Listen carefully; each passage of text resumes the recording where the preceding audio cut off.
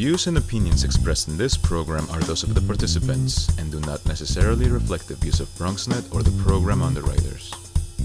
Hey everyone, I'm the Doc Bob Lee from 107.5 WPLS. Welcome to BronxNet BXRX, we call it. And we've got a whole fantastic show lined up for you right here on Open. Coming up on today's show, we'll learn about how a woman has changed her life and inspired others to do the same.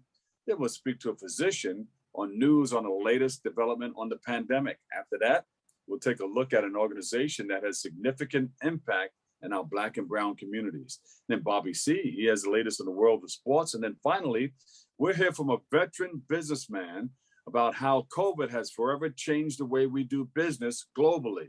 So stay tuned. All of this and more is headed your way, and we're wide open.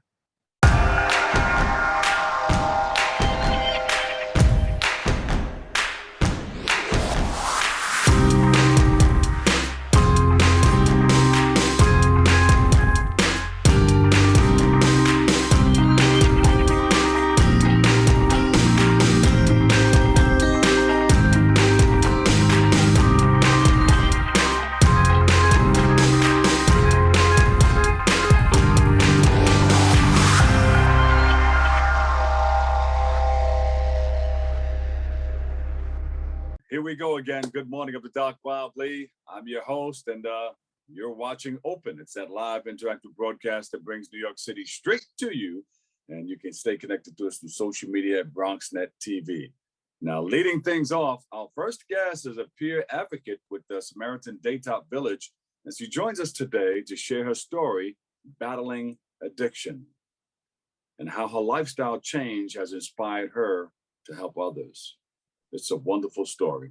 Please welcome to the show, Paula Byrd. Paula, how are you feeling and how are you doing? I feel great, Bob. I'm excited. Just very glad to be here another day. Because you've been through some things, you know,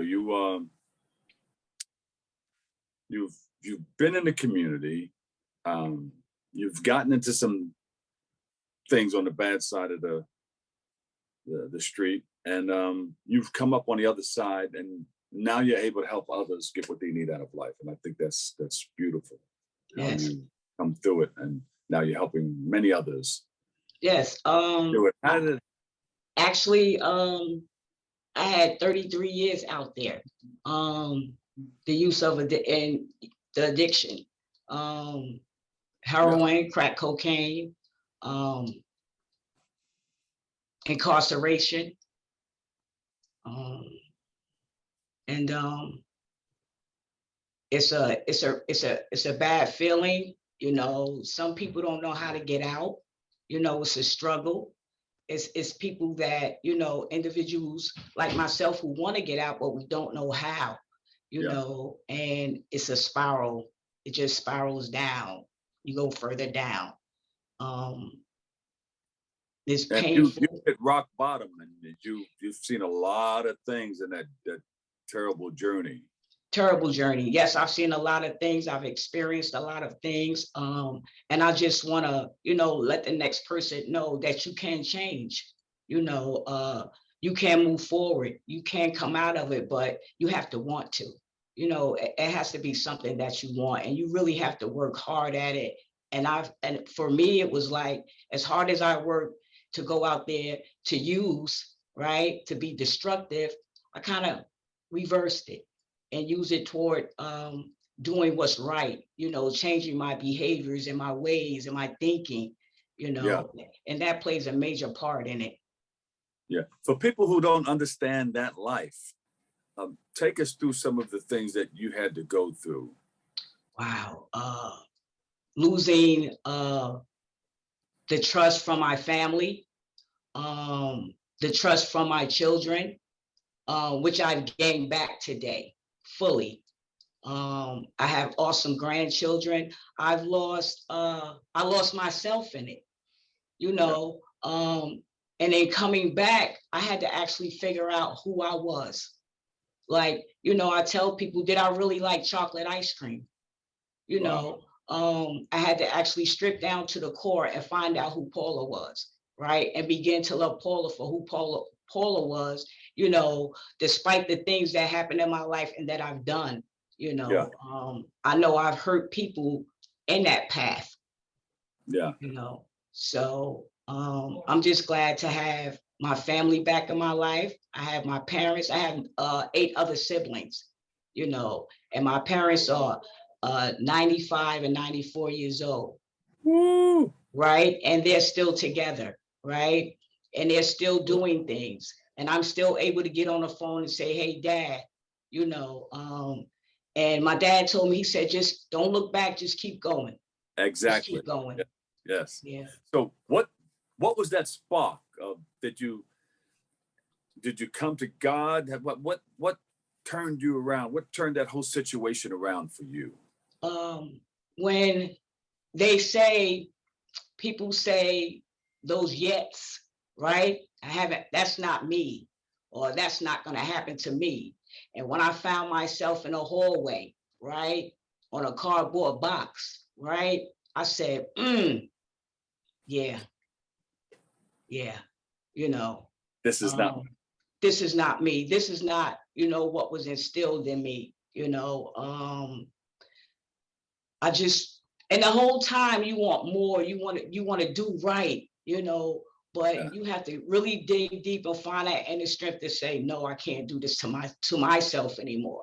It's not about the kids, because sometimes we think we could do it for the kids, we could do it for our parents, but it has to be for you. And once you do it for you, it's a totally different experience. It's rewarding. And there are probably a lot of people out there trying to help you, praying for you, but you can't help anybody until they can first begin to learn how to help themselves. Is that Absolutely. Right?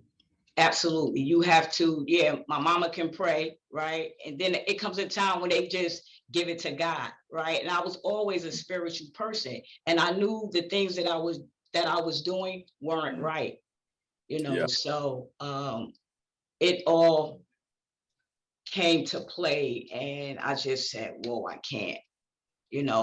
My last statement when I walked into admissions for treatment was, I don't want to die, right? Because that's what I felt. It was nothing left for me to do but lay down, and I didn't want to do that. Yeah. So then you went and you got the help, and you turned your life around. Absolutely.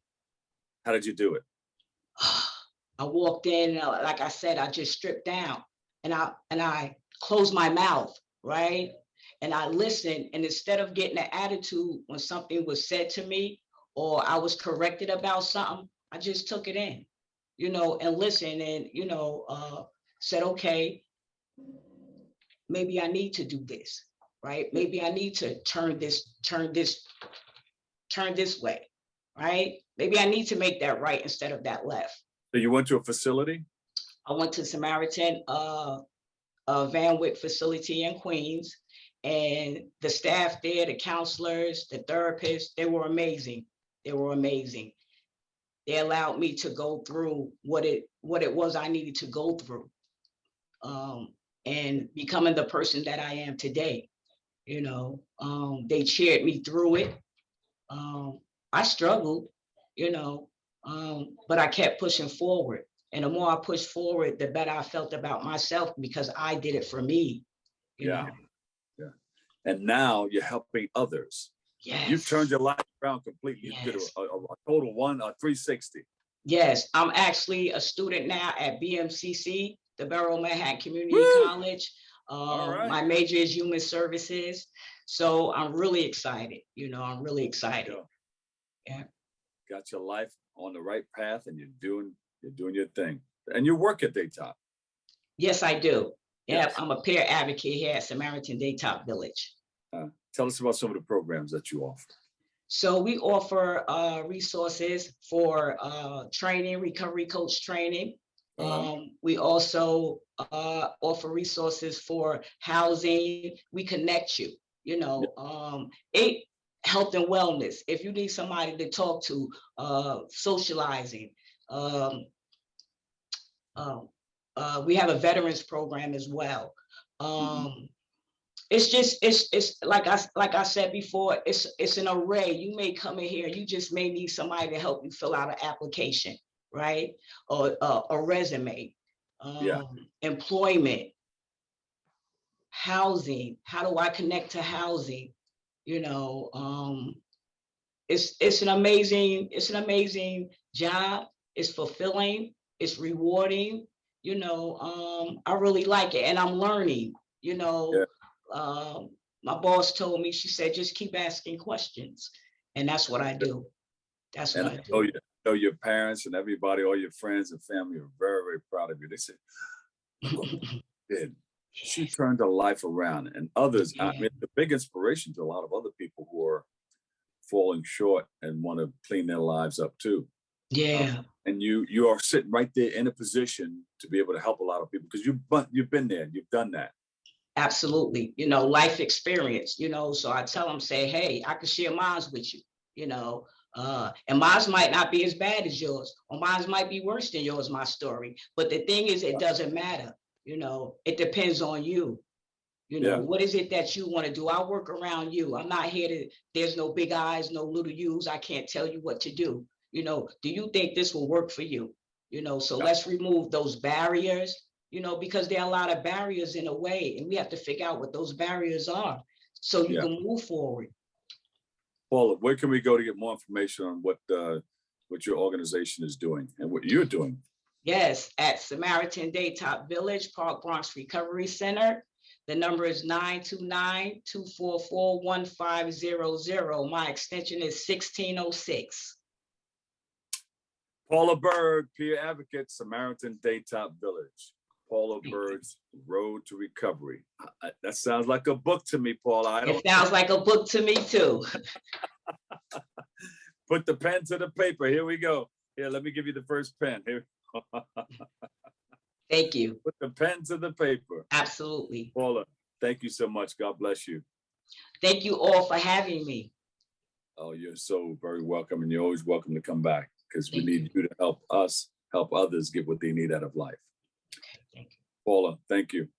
Thank you. All right, we'll take a break. We've got more coming up next right here on The Open.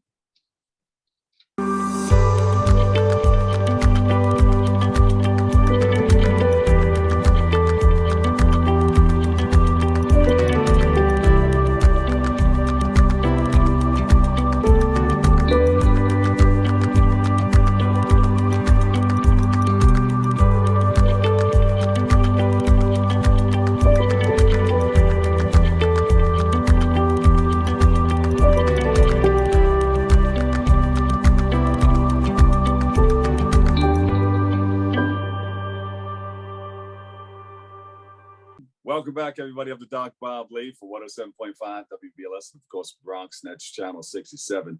Our next guest is he's an ER doc, inspirational speaker, best-selling author, and TV personality. But wait, he's a radio personality too.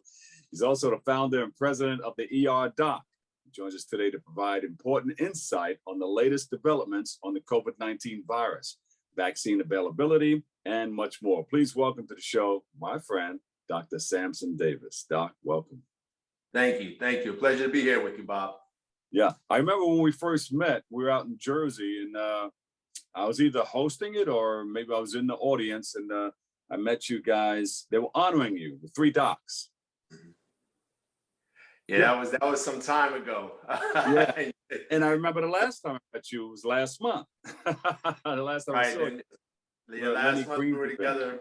Yes, Lenny Green event in Brooklyn. So as always, the one thing I love is the positive work that you're doing in the community, and we always seem to sort of come together, which is great. Yeah. Thank you so much for, you guys putting together some of the things that you've been doing. Give us a little brief synopsis of how you guys came together. Yeah, the three of us, and our story has been, wow, it's been 20 years, which is kind of shocking just to think how fast time goes by. But we met in high school, me and my two friends, and we grew up in Newark, New Jersey. And Newark is similar to so many inner cities across the country. It's kind of a blueprint of what the inner city life is like. Some struggles, some hardships, a lot of fun, a lot of creativity, of course, but poverty and crime, all those situations. But a lot of talent exists in our communities, our Blighted communities. There's a lot of talent there. And so the three of us, we just wanted to make something of our lives, and we didn't know really how we were going to go by doing that. We didn't have necessarily a blueprint, but we had an opportunity to go to college. So we looked at each other and say, well, what else? What other options do we have? We didn't have many opportunities. So we took advantage of that opportunity. We applied to a school here, a small school called Seton Hall University. Oh, yeah. Known for its basketball. We were accepted. We all three were accepted, and we started our journey from there. And then as biology majors, one of the toughest majors to study in. And we were able to achieve those 4 years, and then went on and applied to medical and dental school, and they accepted us into medical and dental. And now we have Dr. Davis, Dr. Hunt, and Dr. Jenkins. That's good. The three of us, Dr. Hunt, Dr. Jenkins, and myself. And we graduated, and our story appeared on the local paper, or Star Ledger, our state paper here on the front page, and it just really snowballed from there. And I think it became a story of us making the three doctors and making this pack. It just became a triumphant story for so many of our families, our neighbors, so many in our community to wrap their arms around and say, you know what, they did it. So can my son, so can my grandson, so can my daughter, so can my niece. It just became that story that really humanized the sort of positivity that we all possess within ourselves, and a possibility of making something out of the improbable. Then you said, you know what? Let's start a foundation, because we can get out into the community and help others realize their dreams. Yeah, so right away we started the Three Doctors Foundation. As soon as we graduated, we wanted to do something positive for the community, just because so many people had helped us to get to where we were. So we wanted to do something positive for the community. And so we started the Three Doctors Foundation. I think we did some local speaking engagements and a few love offerings here and there. We took that accumulation of funds, probably was about $800, $1,000, and we started the foundation with that. And we've just celebrated our 21st year with our foundation. And we chuckle sometimes because thank you. We chuckle because we say we were probably the only philanthropist that we knew of with a foundation that had student loans. So. Yeah. But you've been doing well with it, and you have a number of events throughout the year. Tell us about that. Yeah, so we host, with the pandemic, things have slowed down, unfortunately, but we host a few programs throughout the year. We do a positive peer pressure challenge, in which we challenge our youth to do something positive within their peer circle as a collective, so that influence, that sort of positivity rub off and influence each youth to sort of walk this line of a brighter future. So that positive peer pressure is something that we host every year. We do a walkathon because health is important for us as well. We give out scholarships as well. We have an annual banquet, an annual gala that we host each year. We bring out a celebrity or two just to be a part of the sort of celebration. So 21 years we've been doing it. It's been great to just really have the community involved and invested, and to have so many people just really be a part of what we're doing. And before we talk about the pandemic and all the other things that go along with that, tell us about your book briefly, because I think you have two of them out now, right? Yeah, it's been the beauty about all of this, Bob, I was like, none of it is a situation where I never planned on writing books. You know what I mean? Like, it was just, I want to go to college, try to become a doctor, and take it from there. And but once who would have thought you come out with a New York Times bestseller? Who would have thought, man? I tell you, and it just, I try to tell so many people, especially our youth, that on the other side of what you're going for, there are so many blessings that you're unaware of. Like, you have no clue what's going to come your way. You have one destination, one goal, but out of that, so many other opportunities blossoms. Absolutely. And so, yeah, we wrote a book, the three of us, called The Pact, P-A-C-T, and that book is what they call an evergreen book. It's been out for a number of years. It's done well. It's been required reading in so many schools, so many organizations, so many youth programs throughout the country. Well over 1 million copies of that book have sold, New York Times bestseller. We did a project called We Beat the Street, which was a children's version of that book. I did a book called Living and Dying in Brick City, which kind of talked about my life in the emergency department and some of the challenges that we face in the medical world, but it's more of a dramatization narrative than a kind of like, this is what science looks like. It's more of a storytelling book than anything else. And the last book I did was called The Stuff with Charlie Jeter, which is Derek Jeter's sister. We did a book about about these sort of elements that we all possess within ourselves, who overcome, persevere, and rise above our circumstances. Yeah. So are we closer to the end of the pandemic or the start of another outbreak? I think, I think we are almost there. I think, the way you have to look at it is that we have this vaccination, which is, ultimately a cure, if you will. It's a remedy that really prevents people from having severe illness or moderate illness or even death from this virus. So that's good with the vaccine. Then you have a large number of us who's been affected by the virus. And so that group has developed antibodies, to it. They have some known immunity now that they've had the virus, those who were fortunate not to succumb to the virus. So you take a combination of the vaccinated, you take the combination of those who's been infected before, then you have a nice amount of people with antibodies, around each other. Now, there still is a significant subset of those who are not vaccinated, and that is what is causing the issue here. And that's what's going to cause this virus to linger, because although you may be vaccinated, you may have had the virus, there still is a nice size portion of people unvaccinated, and those unvaccinated people are going to be the ones that are either going to get sick from this virus or keep the virus mutating. Because the virus goal is to survive. It wants to survive, it wants to thrive. So once it's recognized that it's going to be attacked itself and not alive and striving and thriving, then it's going to do what it needs to do in order to sort of maintain itself. And that's where the mutations come into place. What do you tell people who are vaccine hesitant? I don't know. I don't believe in that. I don't want to do it. Or maybe it's political. I don't know. There's so many reasons to why some people are reluctant to the vaccine. And it used to be a one glove fit all. Thought that, I don't trust the medical system, Tuskegee experiment. It's out for black and brown to destroy black and brown communities. And I think it's not even that any longer. I think it's so deep rooted.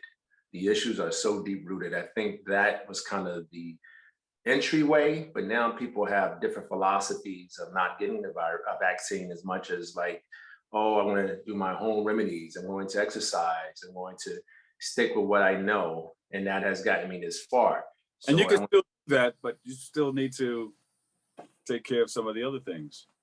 So getting vaccinated is key. But I think what the medical community has to do, and what we have to do on a whole, is build that trust back within the community. So, it kind of reminds me of what we see even with police and police brutality. It's like when we were kids, we would see police walking the block. So they became a fixture of the neighborhood, like the firemen, like the school teacher, like the crossing guards. But now, it's such a dissociation between the medical world and the community. And so I think part of building that trust is to be in the community. But also, I think part of having people who are reluctant to get vaccinated is to have their circle of people speak up. So you have the pastors, if you have, you have the matriarchs and the patriarchs of the family speaking up, saying, let's go get vaccinated. Then it becomes the movement, the barbershops, the beauticians, things of that place where you can talk about some of your uncertainties, your fears, your anxieties in a circle that you trust. And then it becomes something like, well, you having a cup of coffee, I'll take one too. You taking a shot, I'll take the vaccine too. I think it becomes something as simple as that. But people have to feel like they're not going out of their way to get the vaccine. It just has to be sort of readily available and at arm's reach, I believe.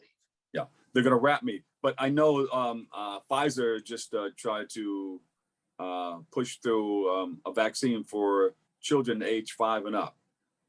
Is that safe? Is it okay? Or what do you think about it briefly?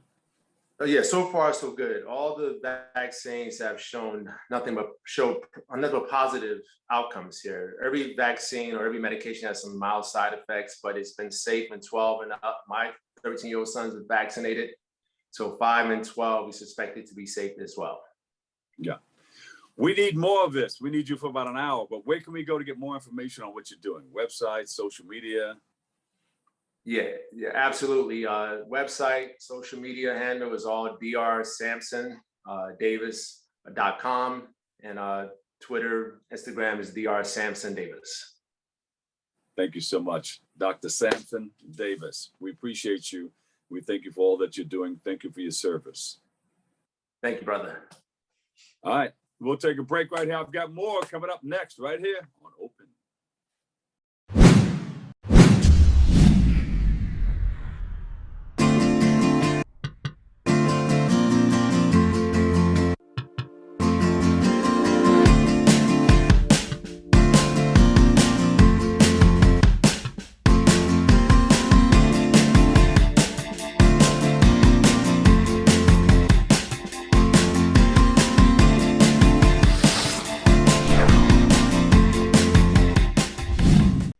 Welcome back, everybody. Our next guest is the president of the Westchester Black Women's Political Caucus. She is here with us today to speak about the impact her organization is having in the Black and brown communities. So please welcome to the show, Subomi Macauley.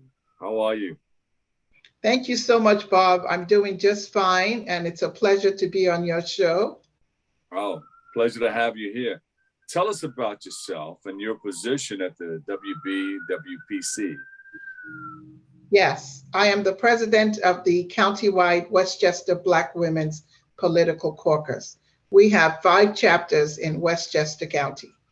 We have the Yonkers chapter, the Mount Vernon chapter, the New Rochelle chapter, the Greenburgh White Plains chapter, and the Greater Peekskill chapter.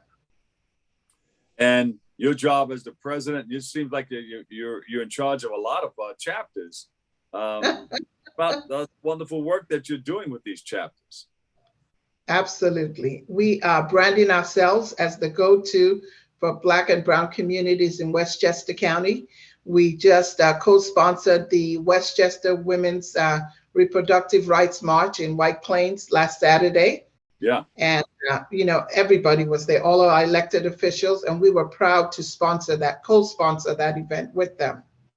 Yeah. In addition to that, we also co-sponsored the voting rights bus trip to Washington, D.C. on Saturday, August 28th, where we had 500,000 people with us in Washington, D.C. Ooh, yeah. Reverend Al Sharpton was there. Yeah. The Voting Rights Act is so very, very, very important, especially at this time. It's always been important. Percy Sutton used to talk about it all the time with WBLS and WLIB. But people need to realize that voting is their privilege, is their right, and they need to exercise that right, especially at this point in time. Talk about it. Absolutely. Voting rights are human rights. Your vote is your power. So the fact that, Congressman Mondaire Jones and Congressman Jamal Bowman, who represent Westchester County, are standing strong with us to make sure that this passes, the John Lewis Act, we are just so glad to have them on board. Where is it right now? You think we have a good chance of it passing? I mean, this year? That is my understanding. At the Women's Reproductive Rights March in White Plains this last Saturday, Congressman Jamal Bowman and Mondaire Jones confirmed to us that they are making sure that it will pass this year, 2021. There's a lot of things that have to be moved through Congress, and it seems like a lot of people are dragging their feet at this point. Yes. So people like you gathering people together, going out there and letting them know, hey, these are some of the things that we need done soon, now, right away, today. We are putting out a call to action. We are making sure that we are connecting next steps, and we are really partnering with our congressman. I will be going out again with them on the road to make sure that this gets stated over and over again. I'm joining forces with the League of Women Voters at Reed Castle at Manhattanville College on October 14th to again continue the struggle, continue the fight to make sure that these voting rights, the John Lewis Act, is passed in Congress. So we are continuing the fight. We've also partnered with Black Westchester with AJ Woodson and Damon Jones, and they are putting out the publicity. I will be on his show this Sunday again to talk about that. Speak about the impact that your organization is having in our Black and brown community. Yes, Westchester Black Women's Political Caucus, as you mentioned, is celebrating 45 years. And that is a big deal for us to have survived so much in 45 years. We are letting women of color know that they can see themselves in local political offices, in countywide political offices, in statewide political offices. And of course, with our vice president being Kamala Harris, Black and brown children can see themselves in these positions of power and they can make a difference. So we're very glad to see that happen. And that's what we're doing. We're changing the narrative. We're telling people, yes, you are part of this plan. You're part of the progress. We need you here. So you have this 45th anniversary celebration that just took place. Would you like to thank some of the wonderful people who participated? Absolutely. Of course, our guest speaker at that event was none other than New York State Majority Leader Andrew Stewart Cousins, who is a member of our Yonkers chapter. Woo! We also had, I love her. Yes, we also had a pre-recorded message from the newly elected governor of New York State, Kathy Holcomb. Yes. The deputy governor of New York State, Brian Benjamin, was there in person. There you go. As was our local elected officials representing Yonkers, the mayor, Mike Spano. Yes. He gave us the welcome to Yonkers greetings. So we thank him so much. The entire Yonkers City Council was there. Vivian McKenzie, who's the deputy mayor of Peekskill, who's running for the mayor of Peekskill, was there. Noah Branson, the mayor of New Rochelle, was there. Sean Patterson Howard, the first female mayor of Mount Vernon, was there, as well as Assemblyman Nader Sayed, Assemblyman J. Gary Pretlow, Congressman Jamal Bowman, Congressman Mondaire Jones, and a whole list, the other senator from Yonkers, Shelley Mayer, a whole list of elected officials. And we had the fabulous Eric Adams, who is the mayor in New York City. He was in the house. There you go. That's one of our That's one of our honorees to the Make the Grade Foundation event that's coming up. That's the second week. Talking about. Yes. So you had a high-powered group there of elected officials and lots of other wonderful people too. And we're looking forward to the 46th, of course. Absolutely. All right. Where can we go to find out more about what you guys are doing? Excellent. You can go to our website, www.wbwpc.org, which stands for Westchester Black Women's Political Caucus. And our website has all our upcoming events as well as our recent events. And if you have any further questions, you can just send us an email to info@wpwpc.org. Yes. And we are more than happy to respond to you. In addition, I will give you a contact phone number. Are you ready for that? Yes. That would be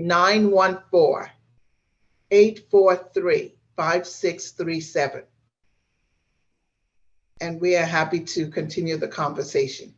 And we thank you so much for joining us. Thank you. We appreciate all the work that you're doing in our community too. Thank you so much for having me, and thank you all. Subomi Macauley, President of the Westchester Black Women's Political Caucus. We appreciate you. Coming up next, Bobby C is in the room. He's going to step in with the latest in the world of sports. Next. We built a media network for you. BronxNet TV.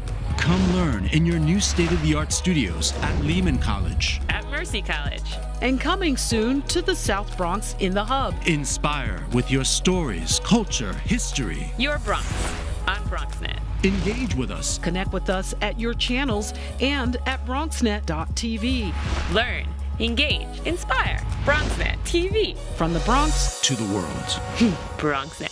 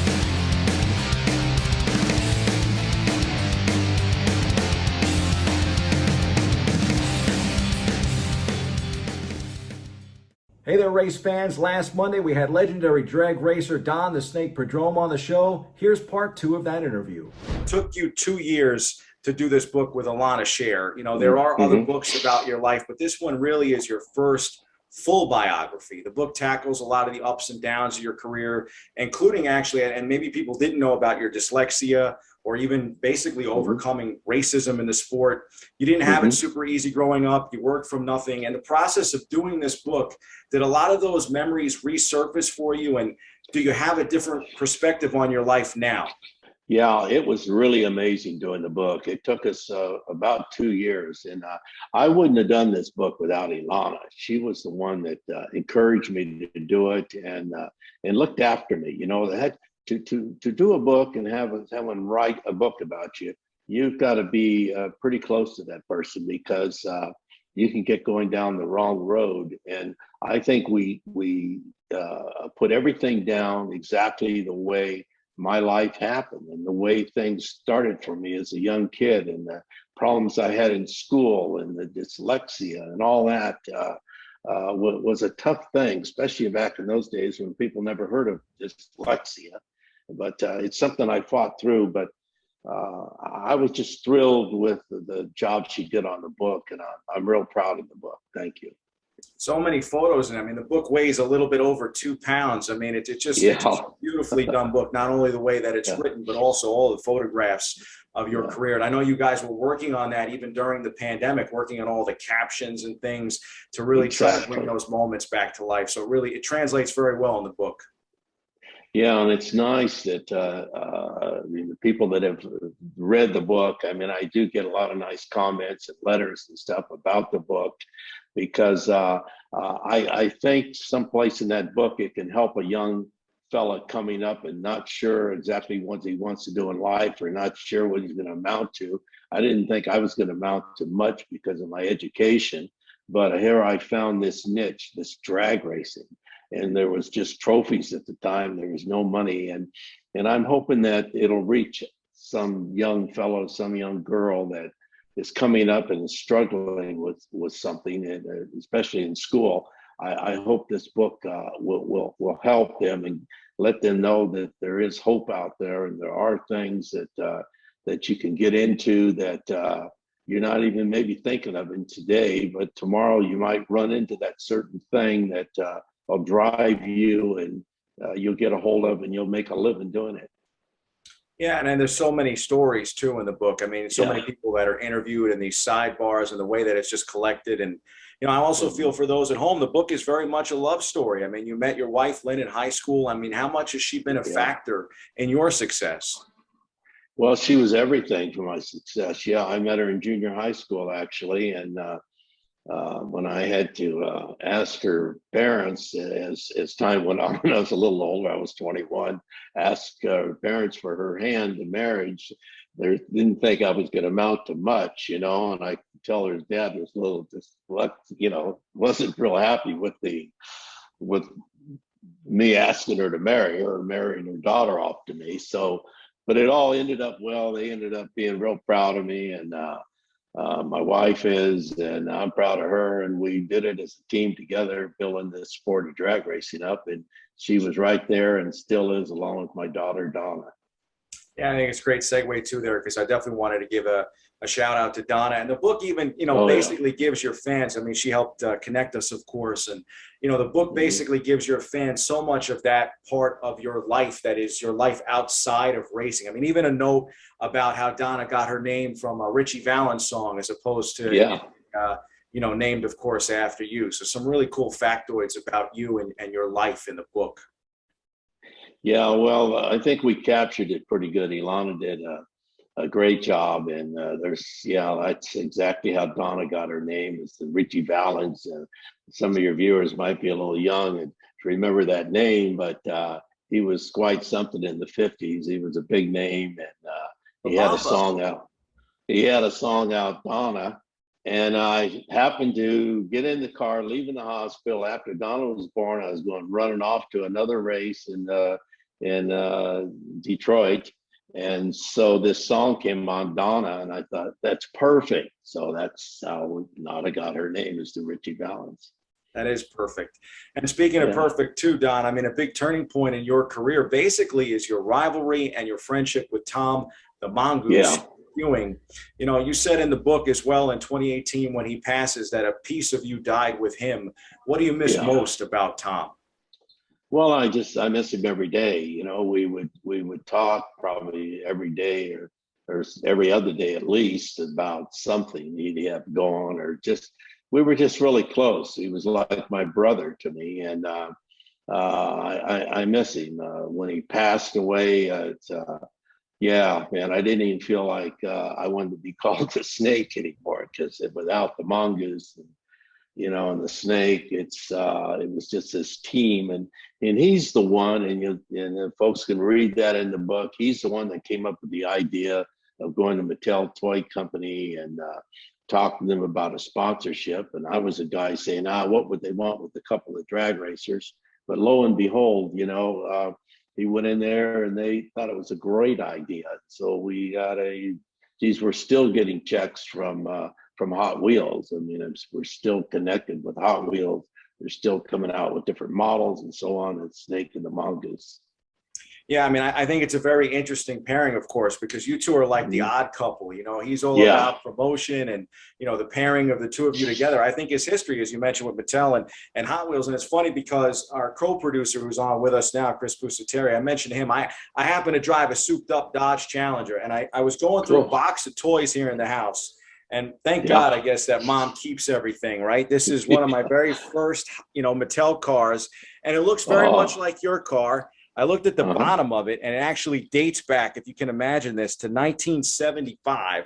And I started thinking to myself how, even as a little kid, the impact that these little toy cars have on you, because as my life progressed, as I got older, all I could think about was fast cars, hot rods, and how much I wanted to basically live my childhood out and adult life by getting, you know, basically real life versions of these toys that I had as a kid. And I'm sure that's all thanks to you and the Mongoose. Well, I'd like to think we had a little something to do with it, but we came along. It's just the perfect time in racing, you know, when the performance cars and the muscle cars are out in the 60s and the late 50s. And so it was a perfect timing for Mattel and for them to make these little models like you have there, and for the kids to have them. And I mean, every day someone comes up. I was at the Long Beach Grand Prix, and people come to me and say, "Hey, I bought your Hot Wheel cars, and I still have my Snake car, and it was faster than the Mongoose." And that, you know, so I still get that, and it's a thrill. I never get tired of hearing that. That's awesome. I mean, my brother played with them too. We both had them, so that's a big impact on our lives. You know, in 2013, the movie comes out, Snake and Mongoose. It becomes a hit. You know, I think it was so well done, so very accurate in my opinion. And even Jesse Williams, I mean, he looks just like you. What was the experience of having your life on the big screen? Well, it was amazing, especially when I met Jesse for the first time.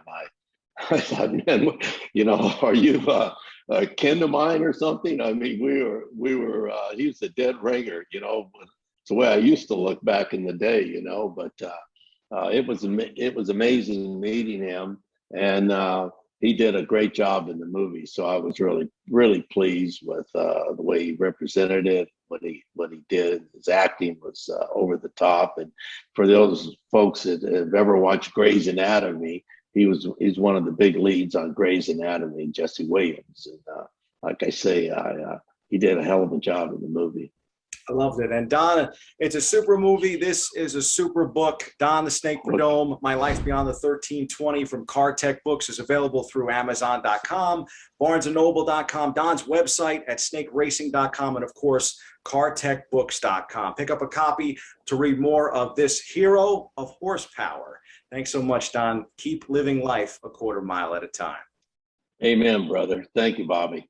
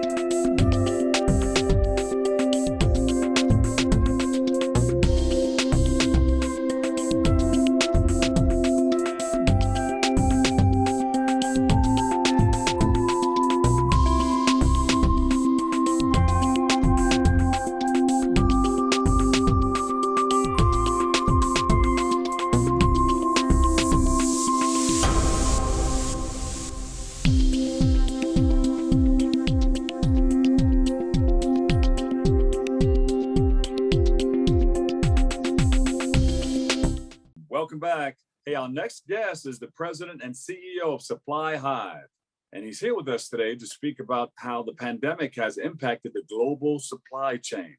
So please welcome to the show, Lou Sandoval. Lou, welcome. Hi, Bob. Thank you. Thank you for having me on the show.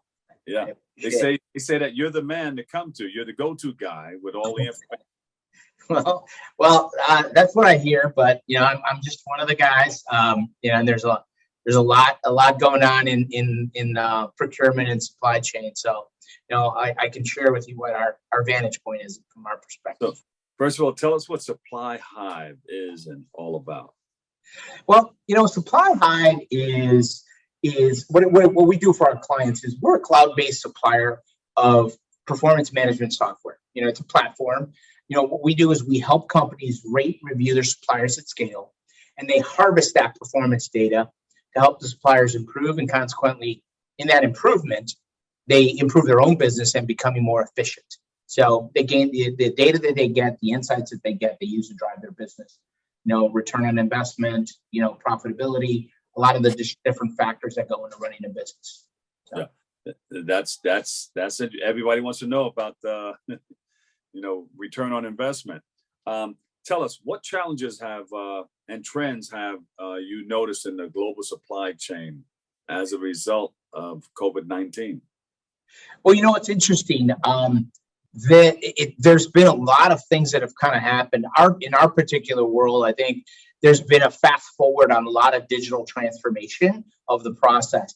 Prior to the pandemic, and ongoingly, there's these large source to pay and procure to pay systems that a lot of companies engage in. They're big 7-figure salaries, but shamefully, a lot of large corporations still manage their suppliers via spreadsheets in the data that they download from those large STP and PDP systems.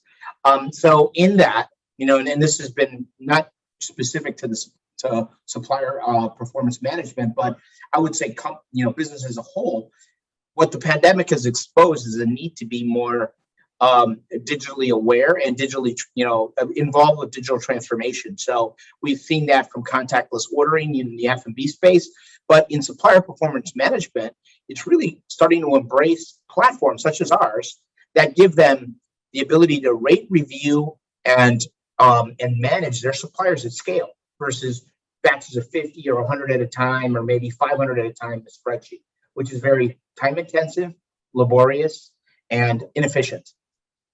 But you guys know how to do it. You guys can put it together. Exactly. There's a history of what you guys have been doing, right? SupplyHive. Give us that little history of it. So, the history, real simple history. The company was founded by a serial entrepreneur, Mike Aguiano. And Mike is a visionary from the perspective that, this is what now I think will be his third potential company in a similar space. So he founded the company in 2018. So with the concept, the market fit was tested in 2018 and 2019, and it was found to have some traction. This was done, through a procurement of independent investors, financing from independent investors in a safe and a note round. Then in 2019 and leading into 2020, the minimum viable product, the MVP, as we like to call it in software, was created. Out of that, we used that to attract our original 7 customers. And those customers were Abbott, First Energy, Mars, Fox, Eaton, McDonald's, and a small company called Facebook. And so this basically led to version 1.0 of our software in late 2020. Then, all of this happened in the midst of a pandemic. So while most businesses were shut down and head down on things, our sales team was out doing a phenomenal job of really procuring these 7 enviable brands, which you would probably agree. And my history with the company started in January this year, where the board of directors brought me on board specifically to help formalize our business processes and set the foundation for the company to be able to scale and grow us. We kicked off a seed round of financing this year, in which we attracted some very impressive investors. The round was led by a company called Loud Capital, who's a repeat investor in us. It was also followed by the former founder of AOL, Steve Case. His fund, Revolution Rise of the Rest Fund, invested in this as well. And then Cleveland Avenue Cast Us, which is a company and a fund started by former CEO of McDonald's, Don Thompson. They invested in us. 68 Capital, a diverse investor, Angeles Investors, and then Service Provider Capital also joined the round. And so really a good stable of diverse founders or diverse VCs investing in a diversely founded company to impact a diverse space. So, I mean, really, we've, since then, we've been on a path to grow our team and continually improve our product to meet the needs of customers and the specific market demands. Yeah. And Lou, they got the right person for the job. Like, you know how to talk about it. You know what it's all about. What are the benefits of supplier diversity? Well, there are several, but the biggest one, I think, that speaks to everybody and in terms of what we've gone through in the last, 20 something odd months societally is equity. It's really kind of creating a platform of equity, for diverse companies, as we talk about equity, it's interesting to see that, not everybody gets a shot at, being a supplier to a large corporation. And often in Black and brown communities, we might get pigeonholed into particular sectors. Okay. So supplier diversity, actually, the next advent of that is really kind of looking, using supplier performance management platforms such as ours to really look at your suppliers and say, all right, so where are we using them and where could we better use them? So for example, we do that by being able to create an equitable platform that, highlights what success looks like for the supplier. And in doing that, it benefits the large and the small suppliers equally. So it levels the playing field out of the action plans that are created. They're able to see what success looks like. So really, that's really where the equity comes into play. And you get beyond the pigeonholing. And I'll give some examples of where pigeonholing sometimes happens.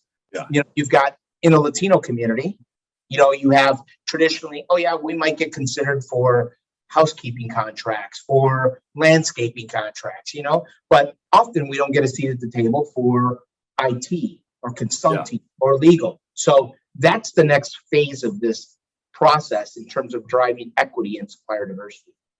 Yeah. And you know what? Diversity and inclusion is so very, very important also in a lot of the companies that I'm in contact with. How is it important with your company? Well, first of all, being a diverse founded company, founded by a Hispanic founder and being currently led by a Hispanic, it's everything. The founder has got his story about how, through supplier diversity and somebody believing in his dad, he was able to kind of create his own destiny. For me, personally, I've seen the benefits of being included in a variety of different areas. I'm that guy that has gone to, great lengths to go to areas where there are very few of us, but not only where there are very few of us, but also to be able to leave a path for others to follow, and I previously came out of the consumer goods industry, specifically in the marine category, where there are very few Latinos in the marine industry. I was one of a handful, but in that, I made sure I was transformational to open that door for other Latinos to follow, create awareness about what our buying power is in the world. And here inside the tech space, I recognize I'm probably one of the few Latinos in the tech space. So again, here it's using our voice to create additional awareness of why we should be included and have a seat at the table in technology for both not only Latinos, but also for the African American and Asian and other communities. Lou, what are your plans for the future? Well, personally, for the company, to grow, to continue to grow, to continue to add logos, to continue to work with large corporations and have them see the benefits of our solution. There's a lot of different insights that we're gaining from the data that we're able to, procure. And companies also are becoming very aware of what they can do with the data. One specific company that has engaged us even further has been the McDonald's Corporation, where we started out in supplier performance management with them. And most recently, they announced they brought us on as a partner to help them manage their promise in the diversity, equity, and inclusion space in what they call their MEC DEI initiative, which stands for, it's an acronym which stands for McDonald's Corporate Diversity, Equity, and Inclusion. And what they're basically doing is they're trying to help all their suppliers become more equitable and inclusive, but they're meeting them where they're at. They're really kind of working with them on that. And it's not in a make wrong kind of way, because, we didn't just, show up here overnight. So I think they've been very responsible in tying not only the awareness that they're creating for their suppliers, but they've also gone one level further in being a very progressive company and saying, we're going to now also tie executive compensation to specific deliverables in DEI. So they're, I mean, at the very high level, they're walking the walk and talking the talk. Yeah, we learned a lot. Where can we go for more information? So you can go to www.supplyhive.com and or visit our LinkedIn page, which has a lot of information as well. So. There you go. Lou Sandoval, thank you so much. President and CEO, SupplyHive TM. Thank you, Bob. Lou, thank you. We appreciate you. Thank you for all the work that you're doing and gathering all the information for these wonderful companies that you guys are dealing with. Thank you, thank you, thank you. No, thank you for highlighting and creating awareness. So, and the more people hear about this, the better it is, because there's a lot of promises being made in corporate America, and we're kind of that stick, we'll call it the ruler by which they're using to measure themselves. So, all right, thank you so much. Unfortunately, that's all the time we have for today's show. I want to thank you, our guests, for joining us, and you, our viewers, for tuning in and checking it all out. You can keep following us on BronxNet TV for continued coverage. I want to thank you for letting us share in this space and time with you. And always remember, what you are is God's gift to you, and what you make of yourself is your gift to God. So choose your choice and let your choice control the chooser. Also remember, whether you say you can or you can't, either way, you're right. Of the Dr. Bob Lee, I'll see you over 107.5 WPLS. I love you all. Peace.